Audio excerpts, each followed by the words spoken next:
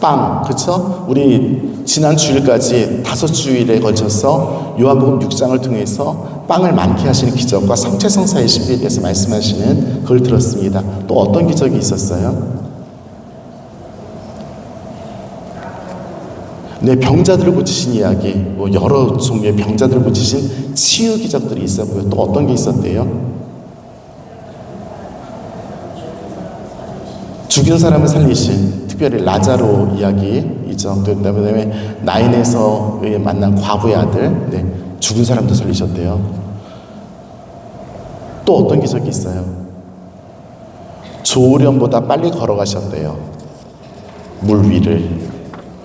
설마 조련이 누군지 모르시는?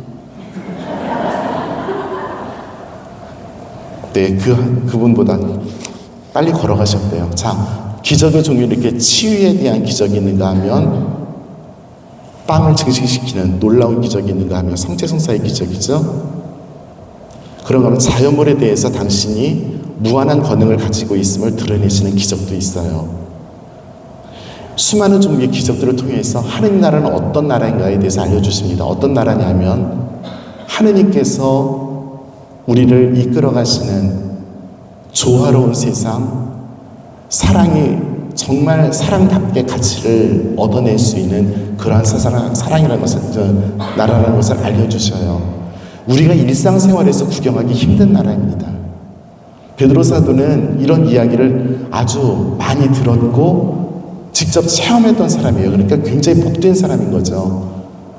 우리가 꾸르실료를 하면서 성장하는 과정에서 듣게 되는 이야기들도 대동소이한 이야기예요. 우리가 영적인 삶을 살아가면서 또 스타로서의 삶을 살아가면서 굉장히 일상생활에서 바쁘지만 모든 순간에 예수님께서는 우리들에게 똑같은 말씀을 하시고 똑같은 기적들을 우리에게 보여주셔요. 기적 자체가 아니라 그 기적이 가지고 있었던 수많은 함의들을 풀어서 우리가 설명할 수 있고 풀어서 이해할 수 있도록 알려주셔요. 문제는 베드로 사도는 그것을 자기식으로 알아듣고 있는 거죠. 성장하지 못하는 상태에서 어쩌면 자기의 어떤 관들이 있죠. 가치관, 인생관 이런 것들이 그 틀 안에서 계속 받아들입니다. 그러니까 마지막 순간까지 허짓거리를 하는 거예요. 그런데 예수님께서는 포기하지 않으십니다. 우리를 포기하지 않으시듯이 이 멍청한 제자를 포기하지 않으셔요. 그리고 끊임없이 알려주십니다. 계속 그가 변화될 때까지 기다리시면서 같이 걸어가셔요. 끊임없이 걸어가십니다. 이런 바보 같은 어쩌면 부족한 베드로에게 있어서 예수님은 굉장히 신비로운 존재입니다. 그리고 그분은 나이고 싶은데 내가 아닌 그분인 거예요. 항상 내가 그분과 같은 내가 되기 위해서는 아직까지도 굉장히 많은 내적인 변화와 시간이 필요했을 수 있습니다. 어쨌든 그런 베드로가 자랑스럽게 모든 복음서에 등장하는 12사도 명단에 1번으로 등장을 합니다. 그 이유가 무엇일까? 좀 이따 다시 같이 이야기하도록 하겠습니다. 베드로 사도와 예수님과의 관계에서 공생활에서 어떻게 보면 굉장히 클라이막스가 되는 순간은 신앙 고백의 순간이라고 말할 수 있죠. 사람들이 나에게 대해서 뭐라고 얘기하니? 소문이 뭐더냐? 어쩌고저쩌고입니다. 자, 그 소리는 작년에 왔던 각설이가 하는 소리고 너희는 나를 누구라고 하느냐? 라고 질문하셔요. 다른 사람에겐 필요 없고 너는. 이 질문에 우리는 매일 봉착해야 합니다. 매일 이 질문을 성실히 해야 합니다. 그리고 답도 매일 성실히 말이 아니라 삶으로 해야 되겠죠. 베드로 사도가 대답합니다. 공관복음서에서는 뭐라고 대답하냐면 뭐라고 대답하셔요? 당신은 네, 하느님의 아들 그리스도이십니다 라고 고백을 합니다. 요한복음서에서는 그러니까 공관복음서에서는 예수님께서 멋진 갈릴레아 호숫가에서 커피 한 잔 드시면서 제자들과 한담하듯이 여쭤보시죠. 물어보시죠. 뭐라고 하니? 이렇게 물어보시는데 요한복음서에는 그 장면이 없어요. 요한복음서에는 그 장면이 없습니다. 별로 호수가 안 좋아하셨나 봐. 요한복음서는 대신 어떤 장면이 있냐면 지난 주일 복음의 장면이 있습니다. 빵의 기적과 함께 그 다음에 성체성사에 대한 이야기를 많이 해주시죠. 맨 마지막에 뭐라고 말씀하셨냐면 내가 줄 생명의 빵은 나의 살이다 라고 말씀하셨고요. 그 말을 들은 제자들이 다 도망가죠. 그리고 복음서는 다시는 그분을 따라다니지 않았다라고 해서 절대적인 돌아감을 이야기합니다. 그러나 12제자만 남았어요. 그분들에게 예수님께서 물어보시죠. 너희도 떠나가겠니? 라고 지난 주일 복음에서 물어보십니다. 그때 이 다혈질이신 영감님이 톡 튀어나와서 뭐라고 대답했나? 한번 기억해 볼까요? 뭐라고 대답하셨어요? 컨닝하기 없기. 이 와중에서도 컨닝을 해. 이 와중에서도 뭐 그거 잘난 척해서 뭐 하려고. 꼭 우리 성당에도 그런 인간들이 있어. 저 요즘 실명 거론 중입니다. 그런 사람들. 그런 거 하지 마시고 기억하라고요. 뭐라 그랬어요? 네, 이럴 줄 알았어. 기억을 못한 게 문제가 아니에요. 그죠? 당신께는 영원한 생명의 말씀이 있습니다. 그러니 당신을 두고 누구를 찾아가겠습니까? 라고 대답을 합니다. 성체성사의 기적을 통해서 생명의 원천을 알아들은 그 제자들이 예수 그리스도를 통해서만 영원한 생명을 얻을 수 있다는 사실을 알고 고백을 합니다. 성체성사이신 우리에게 말씀으로 이 세상에 오신 요한복음 1장 1절이죠. 말씀이 그렇죠? 네. 한처음에부터 시작해요. 죄송해요. 네. 그렇습니다. 베드로 사도의 신앙 고백은 이처럼 당신이 구원자이십니다. 당신이 우리에게 영원한 생명을 주십니다라는 두 개의 형태로 우리들에게 전해지고 그것이 우리 교회의 신앙입니다. 우리들의 신앙은 바로 이 사도들의 신앙 고백에서 근거가 되는 거죠. 자, 베드로 사도의 이 멋진 클라이막스가 지나자마자 예수님께서 바로 뭐 하시냐면 그래, 니네들이 좀 깨달았구나, 신난다. 그럼 내가 이제 본연의 일을 하러 가겠다. 무슨 일이에요? 죽으러 간다 이죠. 공관복음에 베드로의 신앙 고백 바로 다음에 이어지는 것이 세 번으로 이어지는 순환 예고입니다.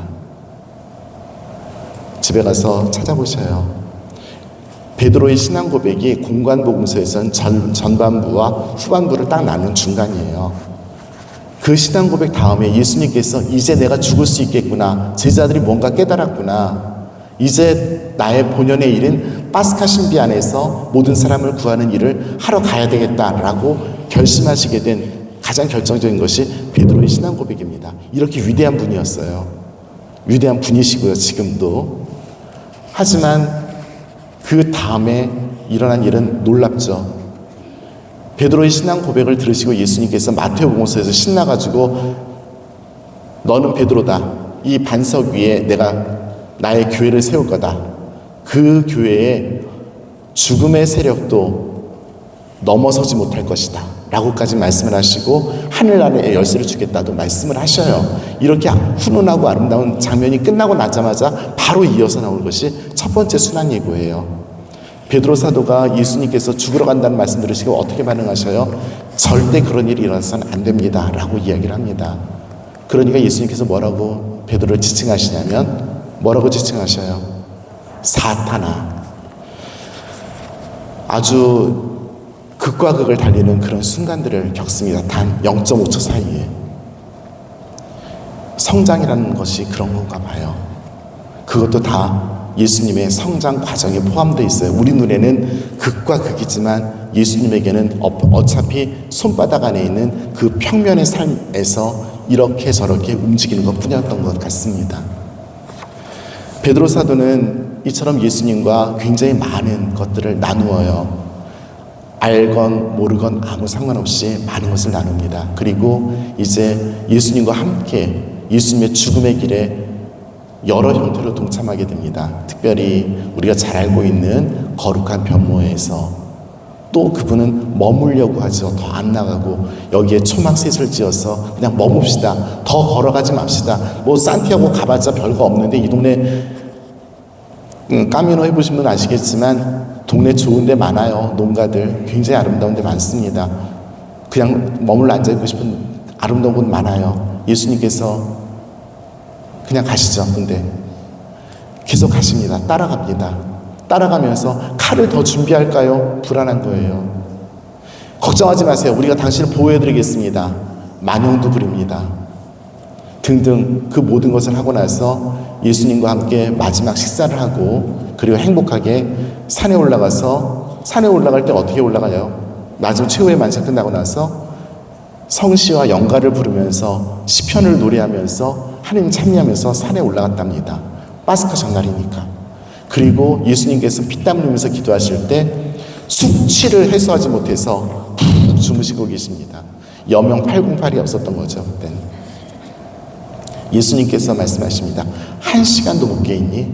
1시간도. 그 1시간도 못 깨있느냐? 그 절규를 예수님께서 제자들에게 하십니다. 다른 장면에 그런 장면이 없어요. 이제 죽음의 순간이 다가왔는데 그 1시간도, 그러니까 3년 동안 허짓거리 한 거예요. 수능 1시간 보는데 빵점 맞은 거지 뭐. 그리고 예수님 잡혀가시고요. 죽으시고 베드로는 도망갑니다. 도망가서 꺼이꺼이 웃답니다. 나가서 엄청나게 울었대요. 저는 이 베드로가 예수님을 모른다고 배반하는 3번의 장면 중에서 하녀가 질문했다는 장면에 굉장히 관심을 많이 갖습니다. 그 하녀, 동족이고 천민이고 노예이고 아무것도 모르는 사람이에요. 세상에서 제일 낮은 사람입니다. 그 사람에게 지금 멸시를 받고 있습니다. 당신도 저 사람과 같은 무리 아닙니까?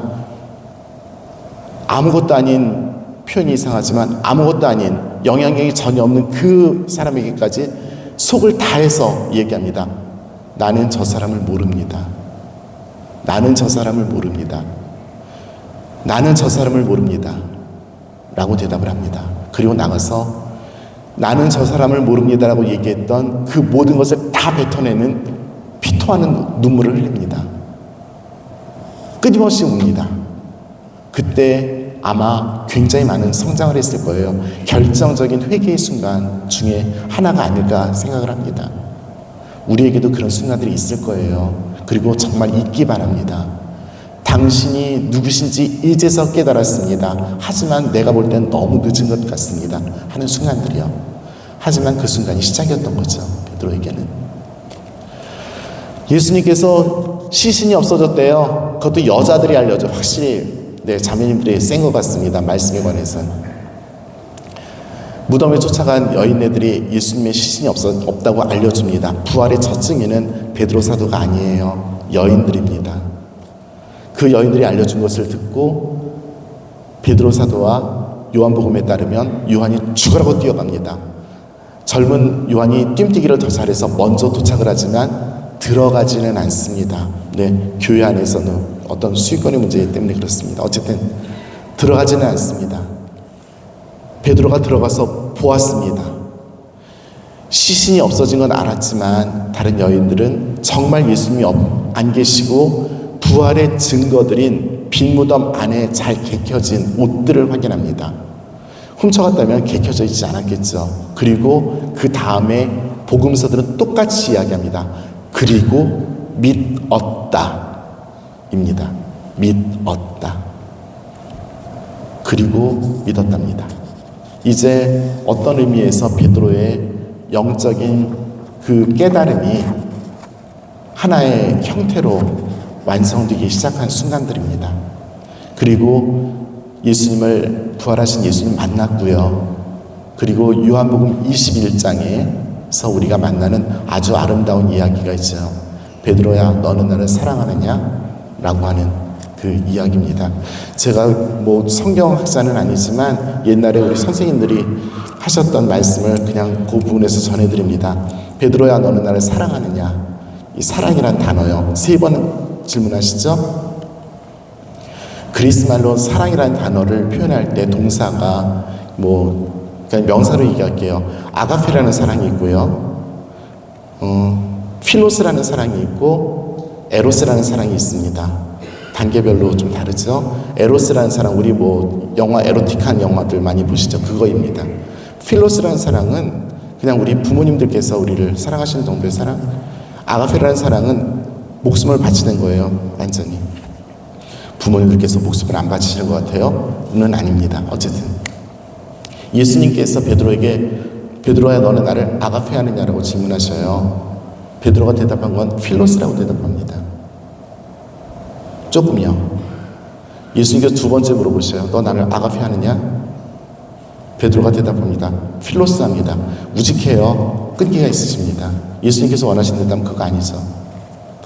예수님께서 세 번째 질문하십니다. 베드로야 넌 나를 필로스 하느냐? 예수님이 치셔요. 진 게 아니에요. 그때 그의 수준에 맞추신 거죠. 그 베드로는 너무 행복하게 당당하게 아시지 않습니까? 왜 몰라주십니까? 저는 당신을 필로스합니다 라고 세 번째 아주 용감하게 대답합니다. 이 모든 대답들에 예수님께서는 맨 마지막에 나의 양들을 돌보아라라고 똑같이 세 번 대답하십니다. 그리고 나서 베드로는 그 다음에 이제 사도로서의 삶을 살게 되죠. 사도행전에 알려진 베드로의 삶 우리 잘 알고 있습니다. 성령을 받아서 병자들을 고치고 또 하나님 말씀을 선포하고 여기저기 다니고 그리고 하나님 말씀을 선포하다가 감옥에 갇히고 기적적으로 감옥이 풀려나고 이런 굉장히 많은 에피소드들을 알고 있는데요.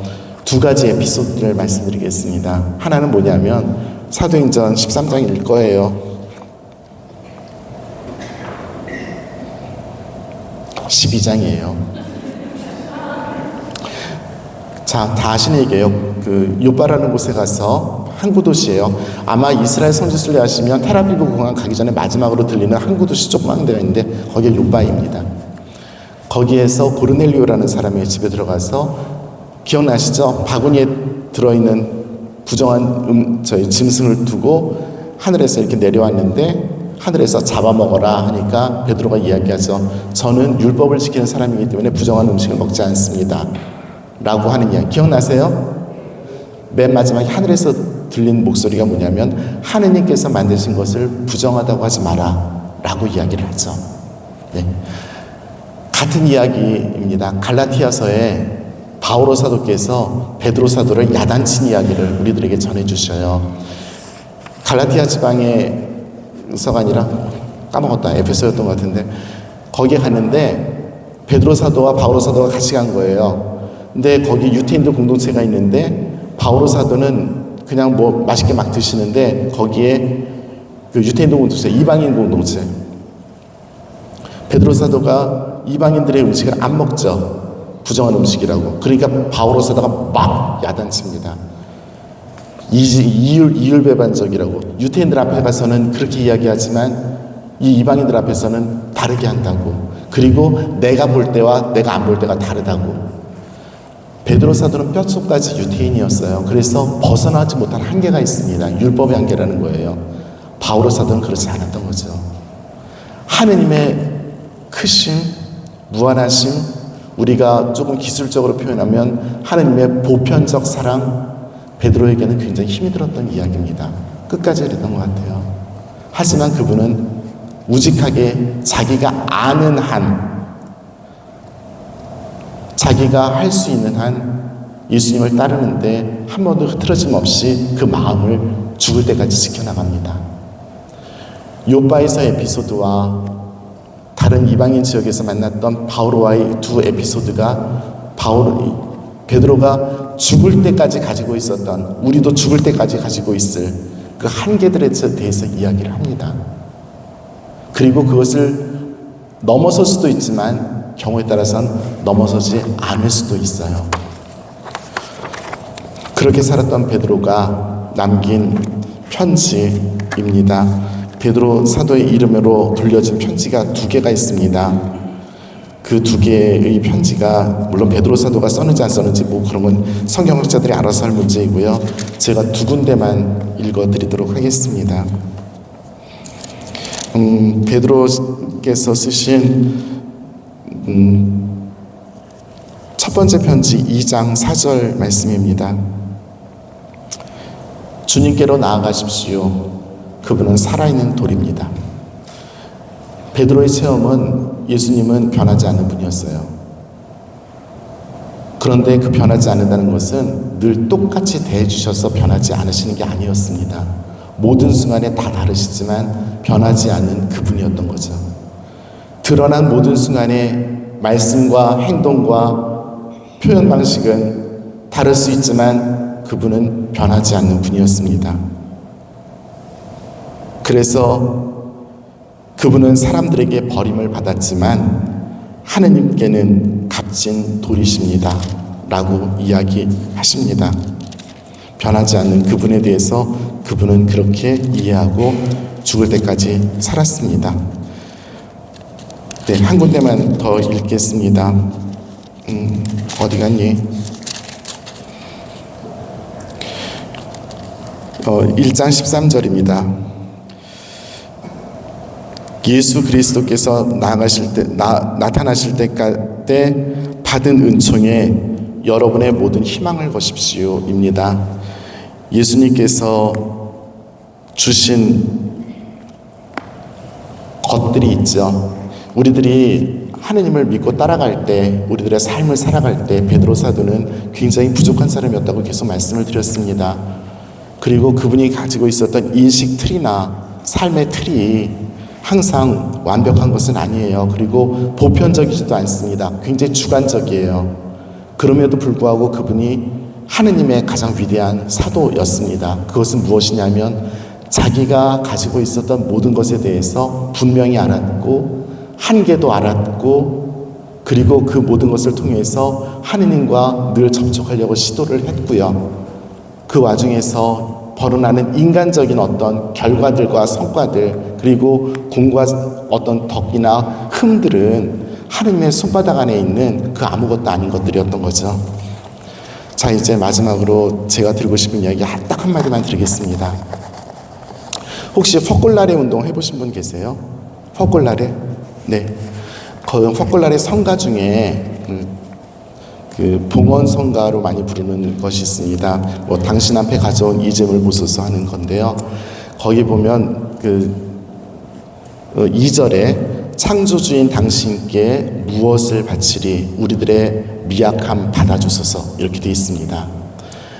그런데 이게 원래 우리나라 노래가 아니고요. 다른 나라 노래인데 다른 나라 노래 그 2절 원 가사를 보면 우리들의 미약함이라고 표현되는 곳이 미약함이 아니고요. 영어로 얘기하면 nothing입니다. 아무것도 아님입니다. 우리들의 아무것도 아님을 받아주소서입니다. 우리가 아무것도 아님이 될 수 있을까요? 우리가 아무것도 아닐 수 있을까요? 모든 순간에 우리는 우리들이 가진 것들을 가지고 하느님께 나아갑니다. 우리들이 가진 것을 바친다고 이야기합니다. 우리들을 바친다고도 이야기합니다. 그런데 알고 보니 그 모든 것이 하느님께는 아무것도 아닌 것일 수 있는데 아무것도 아닌 것을 하느님께서 아무것도 아니지 않게 하는 아무것도 아닌 거죠. 그런데 우리가 그것이 아무것도 아닌 것이 아니기를 바랍니다. 우리는 그 무엇이기를 바라고 그 무엇이기에 받쳐줄 수 있다고 생각하지만 그것이 무엇이 되도록 만드시는 분은 유일한 하느님이십니다. 우리는 사실 아무것도 아닌데 아무것도 아니기를 굉장히 많이 바랄 수 있어요. 그렇지만 정말 우리들이 바쳐야 될 것은 내가 아무것도 아님을 바쳐야 되는 그런 것입니다. 콤포스텔라에 마지막으로 도착했을 때 모든 순례자들은 그 성당 앞에서 아무것도 아님이었던 자신의 삶에 대해서 다시 한번 인식하고 아무것도 아님 때문에 모든 것이 되게 하신 하나님을 찬양합니다. 우리 스타님들도 그랬으면 좋겠습니다. 이 훌륭한 운동을 통해서 그리고 형제 자매들과 함께 살아가는 삶을 통해서 베드로가 걸었던 자신의 그 모든 것들을 걸고 살았던 것이 결국은 하느님 안에서 모든 것이 되어야 하기 위해서는 정말 계속 아무것도 아님으로 당신을 변화시키시고 성장시키시고 경우에 따라서는 환원까지 시키시는 그 예수님을 바라보았던 베드로를 잘 보시면 하는 바람입니다. 강인지 강론인지 힘드셨죠? 끝.